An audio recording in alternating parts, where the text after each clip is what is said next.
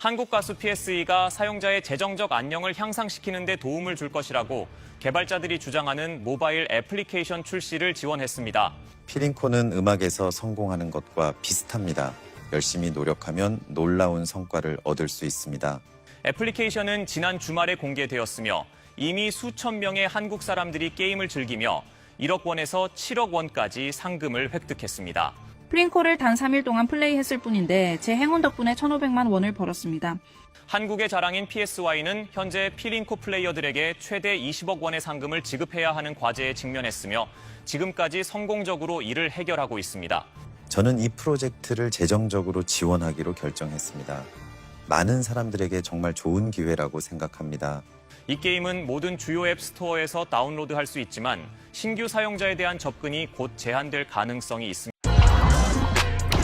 Hey, what's up? MKBHD here, and welcome to your first look and hands-on of everything Apple just unveiled today at their 2025 September event. This is iPhone 17, 17 Pro, and 17 Air. Definitely get subscribed to be among the first to see the full reviews when they come out. But this is my first impressions, and I actually found it pretty simple to synthesize my thoughts on everything they announced today. Like, there is some good tech, there's some interesting new designs, and some questionable decisions, but the funny thing is, as I go to these events and as I think about all this stuff, what usually happens is I end up typically getting some texts from friends asking what I think of the announcements, and my mental task is to summarize everything I'm thinking about into one or two easily digestible sentences or just words to understand what's new and what happened. I don't want to tell them too much information.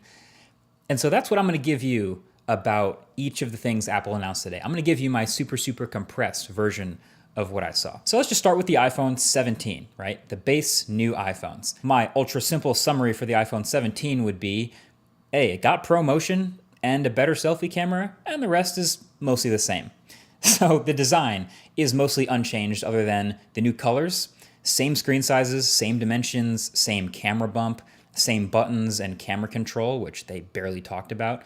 But there's a new A19 chip inside, which we expected. That should see some nice performance gains and efficiency bumps, roughly 20% faster CPU, which is nice.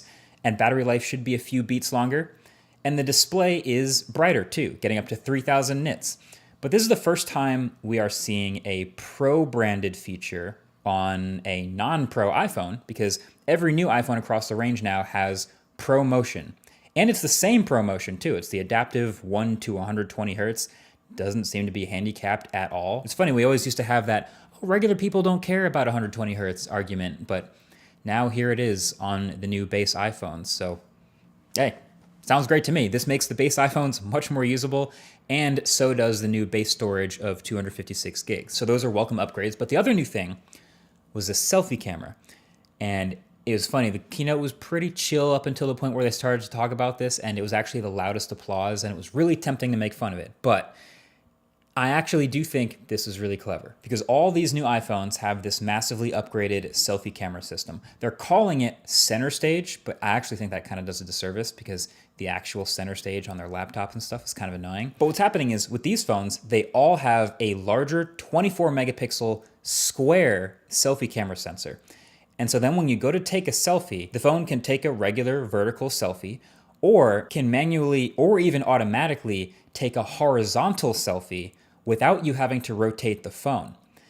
And honestly, this might be genius. Like, the default for most people is obviously to take a vertical selfie now. It just fits on the phone. You're probably viewing it on the phone. But if you go to take a horizontal selfie to fit more people, suddenly the camera lens is off to the side and it's a little bit less natural looking. So now, since the selfie camera is larger and a square, it can literally just crop an 18 megapixel selfie in portrait or landscape, and for videos or photos. I think it's great. It's very useful. It might be the biggest upgrade to the iPhone 17. So then there's the iPhone 17 Pro. And my quick friendly summary of the Pro phones is, hey, they got better zoom and more battery and orange. So the Pro iPhones actually look a little bit different. There's actually quite a bit going on here with this new design. First of all, there's only 3 colors: cosmic orange, deep blue, and silver. Really bumming me out that there's no black Pro phone. But then I remembered dbrand exists. Never mind. But then the thing that's going to catch everyone's eye on the back is the camera bar up at the top, which is what Apple keeps calling in their keynote a plateau. It kind of looks a little bit like the Pixel's visor, or frankly, what we've been seeing on a ton of other Android phones for years now, just a huge bar across the top of the back of the phone. But it's actually not just cameras in here. Apple's done some rearranging of the insides of the phone to actually shove more components, like the A19 Pro chip and the logic board and storage up here in that bar, so they could fill out more of the bottom of the phone with more battery.